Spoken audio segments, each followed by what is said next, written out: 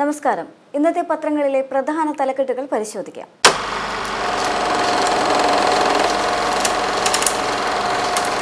ആദ്യം മാധ്യമമാണ്. മാധ്യമത്തിലേക്ക് വരുമ്പോൾ പ്രധാന വാർത്തയായി കാണുന്നത് വയനാട് വടിയെടുത്ത് കോടതി എന്ന് പറയുന്ന വാർത്തയാണ്. പുനരധിവാസം ഒരാഴ്ചയ്ക്കകം പൂർത്തിയാക്കണമെന്ന കോടതിയുടെ നിർദ്ദേശമാണ്. ക്യാമ്പുകളിൽ കഴിയുന്നവരെ മാറ്റാൻ ആവശ്യമെങ്കിൽ റിസോർട്ടുകളും ഏറ്റെടുക്കാമെന്നും കോടതി പറഞ്ഞതായി കാണിക്കുന്നുണ്ട്. അതാണ് പ്രധാന വാർത്തയായിട്ട് മാധ്യമം നൽകിയിട്ടുള്ളത്. അതേസമയം തന്നെ CPM മുകേഷിനൊപ്പം തന്നെ എന്ന് പറഞ്ഞുകൊണ്ട് ഹേമ കമ്മിറ്റി റിപ്പോർട്ടുമായി ബന്ധപ്പെട്ടുകൊണ്ടുള്ള മുകേഷിൻ്റെ രാജിയുമായി ബന്ധപ്പെട്ട ഒരു പ്രതിഷേധത്തിൻ്റെ ഫോട്ടോ നൽകിക്കൊണ്ടാണ് ആ വാർത്ത നൽകിയിട്ടുള്ളത്. മാത്രമല്ല റിപ്പോർട്ടിൻ്റെ പൂർണ്ണ രൂപം ഹാജരാക്കണമെന്ന് ദേശീയ വനിതാ കമ്മീഷൻ ആവശ്യപ്പെട്ടതായും ഒരു സബ് വാർത്തയായി അതേ ഒരു കോളത്തിൽ തന്നെ മാധ്യമം നൽകിയിട്ടുണ്ട്. മറ്റൊരു വാർത്ത എന്ന് പറയുന്നത് 500 മെഗാവാട്ട് വൈദ്യുതി കിട്ടാൻ വഴി തുറക്കുന്നു എന്ന് പറയുന്ന ഒരു വാർത്തയാണ്. ഒഡീഷയിലെ ഖനിയിൽ നിന്ന് കൽക്കരി ലിങ്കേജ് വഴി 2025 ആഗസ്റ്റോടെ വൈദ്യുതി ലഭ്യമാകുമെന്ന് പറയുന്ന ഒരു വാർത്തയാണ്. മറ്റൊന്ന് സാമ്പത്തിക വളർച്ചയിൽ ഇടിവ് എന്ന് പറഞ്ഞുകൊണ്ടുള്ള രാജ്യത്തിൻ്റെ സാമ്പത്തിക പുരോഗതിയിലുള്ള ഒരു മാറ്റത്തെ സൂചിപ്പിക്കുന്ന വാർത്തയാണ്. എന്നാൽ അതേസമയം തന്നെ ദീപികയിലേക്ക് വരുമ്പോൾ മറ്റ് വാർത്തകളാണ് പ്രധാനമായും ഇടം പിടിച്ചിട്ടുള്ളത് എന്ന് കാണാൻ സാധിക്കും. ഒന്ന് ഉരുൾപൊട്ടലുമായി ബന്ധപ്പെട്ട വാർത്തയാണ്. ഉരുൾ ദുരന്തം ബാങ്കുകളോട് ഹൈക്കോടതി വിട്ടുവീഴ്ച ചെയ്യണമെന്ന് ആവശ്യപ്പെട്ട വാർത്തയാണ് നൽകിയിട്ടുള്ളത്. മറ്റൊന്ന് നടിയുടെ രഹസ്യമൊഴി രേഖപ്പെടുത്തി മജിസ്ട്രേറ്റ് കോടതി എന്ന് പറഞ്ഞ ഒരു വാർത്ത നൽകിയിട്ടുണ്ട്. അത് ഹേമ കമ്മിറ്റി റിപ്പോർട്ടുമായി ബന്ധപ്പെട്ട കേസുമായി ബന്ധപ്പെട്ടുകൊണ്ടുള്ള വാർത്തയാണ് ഫ്രണ്ട് പേജിൽ തന്നെ ഇടം പിടിച്ചിട്ടുള്ളത്. മറ്റൊരു വാർത്ത എന്ന് പറയുന്നത് മാർ തോമസ് തറയിൽ ചങ്ങനാശ്ശേരി ആർച്ച് ബിഷപ്പ് എന്ന് പറയുന്ന ഒരു വാർത്തയാണ്. മറ്റൊരു വാർത്ത എന്ന് പറയുന്നത് പാരാലിമ്പിക്സിൽ ഇന്ത്യക്ക് സ്വർണ്ണവും വെങ്കലവും തങ്കത്തേരിൽ എന്ന് പറഞ്ഞുകൊണ്ടാണ് ഒരു വാർത്ത നൽകിയിട്ടുള്ളത്. ആ വാർത്ത കുറച്ച് വ്യത്യസ്തമായ രീതിയിൽ അതിൻ്റെ ബാക്ക്ഗ്രൗണ്ട് കളറുകളെല്ലാം മാറ്റിക്കൊണ്ട് പെട്ടെന്ന് ശ്രദ്ധിക്കുന്ന തരത്തിലേക്ക് ആ വാർത്ത നൽകിയിട്ടുണ്ട് ദീപിക. മറ്റൊന്ന് കടമെടുപ്പ് പരിധി കേസ് ഉടൻ പരിഗണിക്കണമെന്ന് കേരളം ആവശ്യപ്പെട്ടതായ ഒരു വാർത്തയും ഫ്രണ്ട് പേജിൽ തന്നെ താഴെ നൽകാനായിട്ട് ദീപിക ശ്രമിച്ചിട്ടുണ്ട്. ഇനി ദേശാഭിമാനിയിലേക്ക് വരുമ്പോൾ ദേശാഭിമാനി പ്രധാനമായി നൽകിയിട്ടുള്ള വാർത്ത കടമെടുപ്പ് പരിധി വെട്ടിക്കുറയ്ക്കാൻ കേരളത്തിൻ്റെ ഹർജി ഭരണഘടനാ ബെഞ്ച് ഉടൻ എന്ന് പറയുന്ന വാർത്തയാണ്. വലിയ പ്രാധാന്യത്തോടുകൂടി ദേശാഭിമാനി നൽകിയിട്ടുള്ളത്. 5 മാസം പിന്നിട്ടിട്ടും ഹർജി ലിസ്റ്റ് ചെയ്തില്ലെന്ന് കേരളം ചൂണ്ടിക്കാട്ടി. ഉടൻ ഭരണഘടനാ ബെഞ്ച് മുൻപാകെ ലിസ്റ്റ് ചെയ്യുമെന്ന് ചീഫ് ജസ്റ്റിസ്. ഇങ്ങനെ 2 പോയിന്റുകൾ ബുള്ളറ്റിനായിട്ടും ദേശാഭിമാനിയിൽ നൽകിയിട്ടുണ്ട്. മറ്റൊരു വാർത്ത എന്ന് പറയുന്നത് NSSനെതിരെ BJP സൈബർ ആക്രമണം എന്ന് പറയുന്ന ഒരു വാർത്തയാണ്. രാഖി അനുവദിച്ചില്ല എന്ന് പറയുന്ന ഒരു വാർത്തയാണ്. ഇനി വാർത്തയിലേക്ക് വരുമ്പോൾ പെരുന്നയിലെ ആസ്ഥാനത്ത് രാഖി കെട്ടൽ അനുവദിച്ചില്ലെന്ന് ആരോപിച്ചുകൊണ്ട് NSSനും ജനറൽ സെക്രട്ടറിക്കുമെതിരെ BJPയുടെ സൈബർ ആക്രമണം എന്ന വാർത്തയാണ്.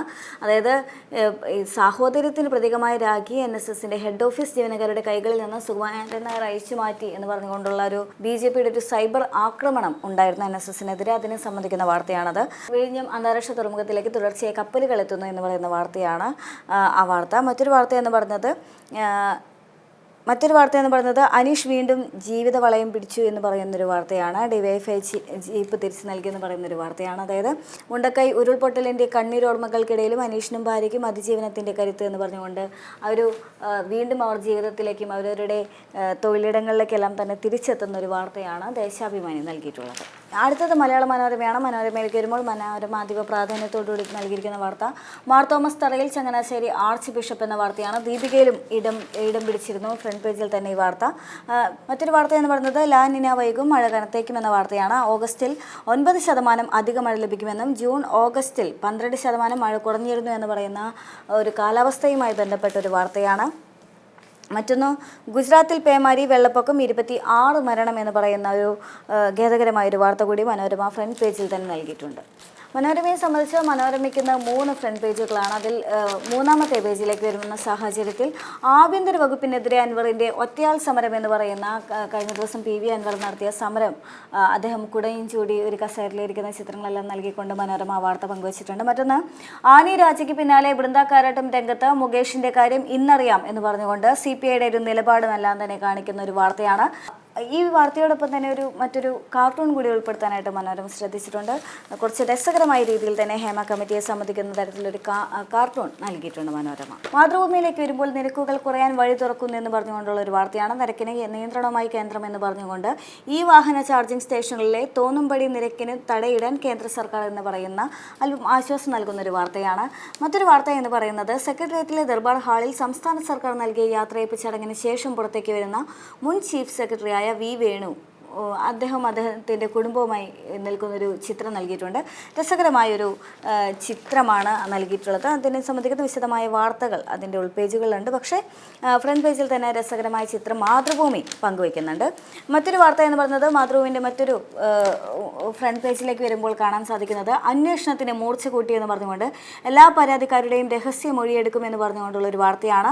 മുകേഷിന്റെ രാജി ആവശ്യപ്പെട്ട് കൊല്ലത്ത് മഹിളാ കോൺഗ്രസ് നടത്തിയ മാർച്ചിൽ MLA ഓഫീസിലേക്ക് ഓടിക്കയറാൻ ശ്രമിച്ച സംസ്ഥാന സെക്രട്ടറിയായ ഓമനയെ പോലീസ് തടഞ്ഞപ്പോൾ റോഡിൽ കിടന്ന മുദ്രാവാക്യം വിളിക്കുന്നു എന്ന് പറഞ്ഞുകൊണ്ടുള്ളൊരു ചിത്രം കൂടി നൽകിക്കൊണ്ടാണ് ഈ അന്വേഷണത്തിൻ്റെ മൂർച്ച കൂടി എന്ന് പറയുന്ന ഒരു വാർത്ത നൽകുന്നത്. ഒരുപക്ഷെ ഇത്ര വലിയ രീതിയിലുള്ള പ്രതിഷേധമെല്ലാം ഇവിടെ നടക്കുന്നുണ്ട് എന്ന് കൂടി സൂചിപ്പിക്കുന്ന തരത്തിലാണ് ആ വാർത്ത നൽകിയിട്ടുള്ളത്. മറ്റൊന്ന് ഉരുൾപൊട്ടൽ ദുരന്തവുമായി ബന്ധപ്പെട്ട വാർത്തയാണ്. ഉരുൾപൊട്ടൽ ദുരന്തത്തിൽ ഹൈക്കോടതി ക്യാമ്പിലുള്ളവരെ ഉടൻ വീടുകളിലേക്ക് മാറ്റണം എന്ന ഹൈക്കോടതിയുടെ നിർദ്ദേശം നൽകുന്നുണ്ട്. മറ്റൊന്ന് മുകേഷിന്റെ രാജി ഉണ്ടാവില്ല, CPM സംസ്ഥാന സമിതി ചർച്ച ചെയ്യുമെന്ന് പറഞ്ഞുകൊണ്ടുള്ള ഒരു വാർത്തയാണ്. മറ്റൊരു വാർത്ത എന്ന് പറയുന്നത് അർജുനന്റെ ഭാര്യയ്ക്ക് സഹകരണ ബാങ്കിൽ ജോലി, അതിനുള്ള ഉത്തരവിറങ്ങി എന്നുള്ള വാർത്തയാണ് മാതൃഭൂമി ഫ്രണ്ട് പേജിൽ തന്നെ നൽകിയിട്ടുള്ളത്. അടുത്തത് കേരള കൗമുദിയാണ്. കേരള കൗമുദിയിലേക്ക് വരുമ്പോൾ മറ്റൊരു വാർത്തയാണ് പ്രധാന വാർത്തയായി ഇടം പിടിച്ചിട്ടുള്ളതെന്ന് കാണാം. നീതി വൈകി നിഷേധിച്ച കേസുകെട്ടുകൾ എന്ന തലക്കെട്ടോടുകൂടി സുപ്രീം കോടതി മുതൽ മുൻസിഫ് കോടതി വരെ കെട്ടിക്കിടക്കുന്ന കേസുകളുടെ കണക്കുകൾ ബോധിപ്പിച്ചുകൊണ്ടുള്ള ഡാറ്റകൾ പറഞ്ഞുകൊണ്ടുള്ള ഒരു വാർത്തയാണ്. മറ്റൊരു വാർത്ത എന്ന് പറയുന്നത് അർജുന്റെ ഭാര്യയ്ക്ക് ജോലി നൽകുന്ന ഉത്തരവുമായി ബന്ധപ്പെട്ടൊരു വാർത്തയാണ്. ഫ്രണ്ട് പേജിൽ തന്നെ ഇടം പിടിച്ചിട്ടുള്ളത്. മറ്റൊരു വാർത്ത എന്ന് പറയുന്നത് SN ട്രസ്റ്റുമായി ബന്ധപ്പെട്ടൊരു വാർത്തയാണ്. SN ട്രസ്റ്റിന് 152.49 കോടിയുടെ ബഡ്ജറ്റ് എന്ന് പറഞ്ഞുകൊണ്ടുള്ള ഒരു വാർത്തയാണ്. അതാണ് ഫ്രണ്ട് പേജിൽ തന്നെ ഇടം പിടിച്ചിട്ടുള്ളത്. മറ്റൊരു ചെറിയൊരു ബോക്സിൽ തന്നെ ആശുപത്രിക്ക് 61 കോടി രൂപ എന്ന് പറഞ്ഞുകൊണ്ട് ആശുപത്രികൾ നവീകരണത്തിന് ഉൾപ്പെടെ 61 കോടി രൂപ വകയിരുത്തി മാറ്റിവെച്ചു എന്ന് പറയുന്ന ഒരു വാർത്ത കൂടി കേരള കൗമുദി നൽകിയിട്ടുണ്ട്. ഇനി ജന്മഭൂമിയാണ്. ജന്മഭൂമിയിലേക്ക് വരുമ്പോൾ തീർത്തും വ്യത്യസ്തമായ വാർത്തകൾ തന്നെയാണ് ഫ്രണ്ട് പേജിൽ ഇടം പിടിച്ചതെന്ന് കാണാൻ സാധിക്കും. ഏറ്റവും വലിയ പ്രാധാന്യത്തോടുകൂടി ജന്മഭൂമി നൽകിയിട്ടുള്ള വാർത്ത വീണ്ടും കേന്ദ്രത്തിന്റെ ഓണസമ്മാനം, കേരളത്തിന് 287 കോടി രൂപയുടെ മത്സ്യബന്ധന പദ്ധതികൾ എന്ന് പറയുന്ന ഒരു വാർത്തയാണ്. അതിനൊരു ബുള്ളറ്റിനായിട്ട് 3.5 ലക്ഷം പേർക്ക് തൊഴിലെന്ന് പറഞ്ഞുകൊണ്ടുള്ള കേന്ദ്ര സർക്കാരിൻ്റെ ഒരു ഓഫറുമായി ബന്ധപ്പെട്ടൊരു വാർത്ത ജന്മഭൂമി നൽകിയിട്ടുണ്ട്. മറ്റൊന്നെന്ന് പറയുന്നത് ശതാബ്ദി വർഷത്തിൽ സാമൂഹ്യ പരിവർത്തനം ലക്ഷ്യമിട്ട 5 കർമ്മം പരിപാടി എന്ന് പറഞ്ഞുകൊണ്ടുള്ള ഒരു വാർത്തയാണ്. RSSന്റെ അഖില ഭാരതീയ സമന്വയ ബൈഠക് ഇന്ന് മുതൽ പാലക്കാട് ആരംഭിക്കുന്നതുമായി ബന്ധപ്പെട്ട വാർത്തയാണ് ജന്മഭൂമി വലിയ പ്രാധാന്യത്തോടുകൂടി തന്നെ നൽകിയിട്ടുള്ളത്. മറ്റൊരു വാർത്ത എന്ന് പറയുന്നത് ശിവജി പ്രതിമ തകർന്നു, ജനങ്ങളോട് പ്രധാനമന്ത്രി ക്ഷമ ചോദിച്ചു എന്ന് പറയുന്ന ഒരു വാർത്തയാണ്. മറ്റൊന്ന് ഹെമ കമ്മിറ്റി റിപ്പോർട്ടുമായി ബന്ധപ്പെട്ട വാർത്തയാണ്. പക്ഷേ അത് ജന്മഭൂമിയുടെ താഴെയാണ് ഇടം പിടിച്ചിട്ടുള്ളത്. ജയസൂര്യക്കെതിരെ വീണ്ടും കേസ് എന്ന് പറഞ്ഞുകൊണ്ടൊരു വാർത്ത നൽകിയിട്ടുണ്ട്. കൂടെ തന്നെ രാജിവെക്കാതെ മുകേഷ് എന്ന് പറഞ്ഞുകൊണ്ടുള്ള ഒരു വാർത്ത കൂടി ജന്മഭൂമി ഫ്രണ്ട് പേജിൽ തന്നെ നൽകിയിട്ടുണ്ട്. മറ്റൊന്ന് ഉരുൾപൊട്ടലുമായി ബന്ധപ്പെട്ട വാർത്തയാണ്. ഉരുൾപൊട്ടലിൽ ദുരിതം അനുഭവിക്കുന്നവരെ ഒരാഴ്ചയ്ക്കകം മാറ്റിപ്പാർപ്പിക്കണമെന്ന ഹൈക്കോടതി ഉത്തരവ് സൂചിപ്പിക്കുന്ന ഒരു വാർത്തയാണ് ഫ്രണ്ട് പേജിൽ തന്നെ ഇടം പിടിച്ചിട്ടുള്ളത്. ഇത്രയുമെല്ലാമാണ് ഇന്നത്തെ പത്രങ്ങളിൽ ഇടം പിടിച്ചിട്ടുള്ള പ്രധാന തലക്കെട്ടുകൾ.